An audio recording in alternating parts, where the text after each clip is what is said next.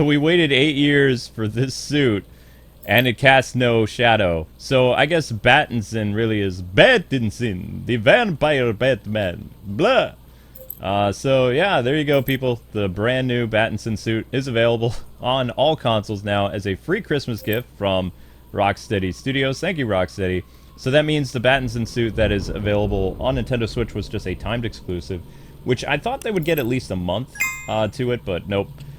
So the biggest problem with the Battinson suit that a lot of people are complaining about is the fact he casts no shadow. But I will say this, compared to the Nintendo Switch version of the suit, already you can tell that Batman looks like Batman, though. Now, I mean, I don't really see much difference from when this suit was leaked before, but one of the key differences that I can see here for, you know, the PlayStation 4 version that I'm currently showcasing is it actually looks gray and black, whereas for whatever reason, the Nintendo Switch version, for comparison, you've been warned, for comparison, here's what the Battinson suit looks like on Switch. Ugh, it's like this green, nasty, blah. I don't like it. So anyway, I have a lore video, which you guys can be redirected to over on the O1 channel, if you want to check that out, talking about Battinson's Batman a little bit, and where I feel the series could go next. And it was a lot of fun, actually, talking about that kind of stuff, so... just a reminder, though, I'm not a huge The Batman fan. I've only seen the movie once, so some of the things I talked about in the film probably not 100% like on par, because even after all these years, I've never watched the movie again. I mean, all these years, a year later, I just haven't felt like, you know, watching it again. Just don't care. Why is the save file, whenever I load it, it's always right here with me taking down Serpent drones, which I guess is fine. But the Serpent drones kind of take away from my exploring. And also, I feel like this area works really well for Battinson, like, because his Gotham was kind of early in development and stuff like that. But I will say this, it's a lot of fun playing this game, as always, on, you know, HD consoles. The game runs smooth, it's fine, it's perfect, it's great. When the game first came out, it was really pushing the capabilities of both the PlayStation and the Xbox. But here's the core difference between this and the Switch. And yes, I know, Battinson's Batmobile isn't in this, so we'll gladly substitute it for Keaton's Roadster, the best Batmobile ever. The car that I wish I could have whenever I want. Because, I mean, this is just... If Santa could give me this car, I'd be super happy. I love this car. This car is so great. Woohoo! Whoops. Oh, I crashed. I didn't even see myself crash, but here's the great thing about driving on an HD console, right? You can actually control the speed of the vehicle, for one. You can't do that on the Switch because it's a sputtery mess and it's constantly loading, but you can actually take your finger off the accelerator if you're having trouble driving, and you can just kind of have it barely pressed there, so you have just a little bit of acceleration, and then you can put the pedal down more, and you see how the car responds. It's always nice, right? There we go. Good times. Just fun driving Keaton's mobile around. So yeah, believe it or not, I actually have a lore video releasing this afternoon on the O1 channel talking about Battinson's Batman. And I recorded that very early in the morning. It was a lot of fun. And I think that you guys will like it, but I didn't want to leave you guys starved for, you know, content over on this channel. And it's not like I'm just going to be constantly making Batman stuff over here. My New Year's resolution for my other channel is actually to make more content that you guys like, but like I said, one of the things that I've noticed that I don't want to admit, because, you know, I started YouTube in my 20s, and I'm not in my 20s anymore. It's almost been 20 years since I've been on YouTube, which is insane. I think I've been on YouTube about... Amber and I have been married for close to 18 years. I've been on YouTube a year after we got married. And the first content I ever released was in 2007. So when 2027 rolls around, then, you know, I will have been a YouTuber for 20 years. Which is crazy to think about, actually. This year is kind of monumental for me, because this 20 years ago was the first Christmas that Amber and I spent together. She came over to my house for Christmas, and we had a nice little Christmas with my family. And then I think we went to the park and we just sat on a bench when it was snowing. It was kind of nice. And we didn't have a lot of money or anything, but we just enjoyed each other's company, and it was sweet. You know, we were just two crazy kids in love. And then, you know, everything changed for us. Car accident happened for me. Amber made some pretty tough decisions in her life to support me. And eventually, because of YouTube, I got better. But without YouTube, who knows where I would be. So YouTube was a very important, like, kind of like getting over, I wouldn't say illness. I haven't gotten over my illnesses or my disabilities, like, caused from the car accident and the brain injury. But I have learned to live with stuff a little bit better and how to not be defeated by it. So I think that is kind of a powerful thing. Maybe. I don't know if that inspires anybody. You know, when life causes hardships for you, it's always so easy to give up. It's hard to continue, but when you push through things, sometimes things improve, you know? I wish I could say that things get better immediately. It takes time. Everything takes time. But as time goes on, you know, the pain lessens, and you're amazed at what you're able to accomplish. Like, look at me. I was just this random New York kid who stumbled upon YouTube, didn't know anything about video creation, live streaming, nothing. And I turned this into a business. I've been able to do a lot of exciting things, you know, that I never thought I would ever get to do. I've been to California, I've been to Canada, I've gone to New York City for work and actually been in a limousine. You know, all that stuff was, like, never once ever crossed my mind that I would do any of that stuff. So, like, for a guy that never got asked to prom or anything, because Amber was my college girlfriend. We didn't meet in high school. So, I didn't really get to have a really cool high school life. So, I've had an amazing marriage, and I've had a really fun life, aside from, you know, what happened at the channel. But everything has its ups and downs. Life is like a roller coaster sometimes. It'd be nice if things would get 100% better, but it doesn't necessarily work that way. Wow, I haven't even done an Own the Roads thing in a while. Alright, let's do some fighting then. Let's go, Battinson! Taking on these fools. So, in order to concentrate on my videos, what I do is I actually shut down the audio, like the thug speech, because, like, with my disabilities and stuff like that, I can easily get distracted and lose my train of thought. Not that I'm doing lore-centered things or anything right now anyway, but I'm just saying, like, sometimes doing that kind of stuff can throw me off. It's like, oh, there's all these distractions and things like that. I'm like, why? But all these years later, the game is still fun to play. But I will tell you this, like, looking at this, the fact that he casts no shadow, I mean, I'm doing my best not to make fun of it, because Battinson in Arkham Knight on the Switch, he actually, you know, he actually has a shadow. He looks terrible in terms of his character model, but he actually feels like a character. In this one, he doesn't even look like a cartoon character. His character model is all serious, and he looks great. But then it's like they omit that one little detail that just makes all the other suits normal. I mean, look at this. How lazy do you have to be to just not cast a shadow? And I get it. You know, Rocksteady's busy doing stuff, but I mean, it's just funny that they haven't been able to do anything. Oh, a little trivia for you guys about Arkham Knight. You can't actually do these type of quests, like disarming bombs and stuff, if you don't have your regular Batmobile. It would be cool if the Batmobile actually changed from, like, the 89 Batmobile into the tank, but it doesn't do that, so it just doesn't work that way. But I haven't really done anything in this save file. My goodness. This save file is wicked old, too. This, I believe this was from my Keaton stream series. Or maybe even my Ben Affleck one, because, yeah, there's nothing here. Like, I still have all this Arkham Knight stuff that was never done. Like, all these, bad guy thingies. Just kind of hanging out here. And, aren't I blind? Doesn't that, like, shock people? I thought that shocks people. I guess not. Downloading codes. Oh. Oh, I see. I have to download the codes and then I could shock people. Is that how this works? Yeah, I think that's how this works. Alright, come here, little drone guy. Where are you? Where are you, little drone man? Come here.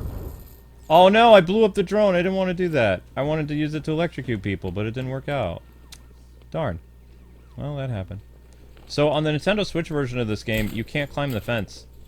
Look at that. Batman climbs the fence pretty easily. Which means that this mission, or this little side mission, you can't do on Switch at all. Which I proved because yesterday, when Amber and I were doing stuff, we showed you couldn't climb the fence, so you couldn't do this little... I don't even know if this is... What a little tower thingy? I don't know. Yeah, it's a tower. Watchtower. Watchtower, yeah, Watchtower. And Amber just came back from shopping, so... Hello. Yeah, hi. Hi. I'm doing a little video for our Let's Play channel. Because people wanted to see this suit on the system, as well as I recorded a lore video that I need to finish, and then get that up on my one channel. So 2 Battinson videos on the same day on 2 different channels. Cross-promotion. Boom. See, that's how you're supposed to do that. The Switch can't do that, though. Why, we don't know. Why Batman, in this one particular area, can't climb a fence, which he easily does here. He's like, oh, look at that. I just hop on top of it and boop. But it's almost like the game is registering that your character is holding it in, but you actually have to hold in the button to have him grip on the stuff like that. And then, once you push it, he easily, you know, just goes over it. Yeah. So it, yeah, major glitches there, basically. Or, like, basically, not glitches, but it, like, jams up, basically. Yeah. But at least the suit looks cool in this. Like, it's black, kind of.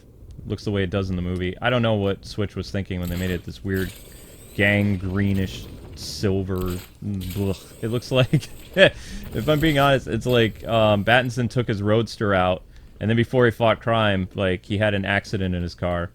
Like, he had a bad milkshake, and he Ralphed. And then the suit stained, and since Alfred is a combat butler, he doesn't know how to get stains out, so Batman's just been wearing, like, this stained suit all over the place.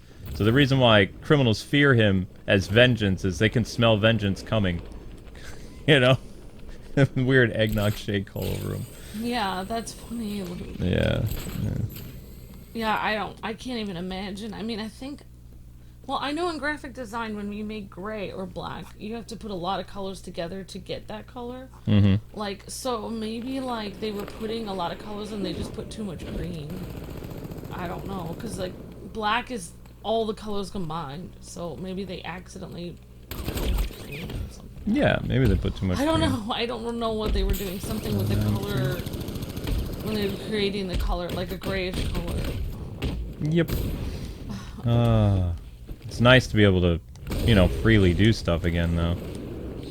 Yeah, like they, like for instance, like on the Spider-Man suit, the black suit, where you have the bluish glow on it. That looks really nice, the way they did that.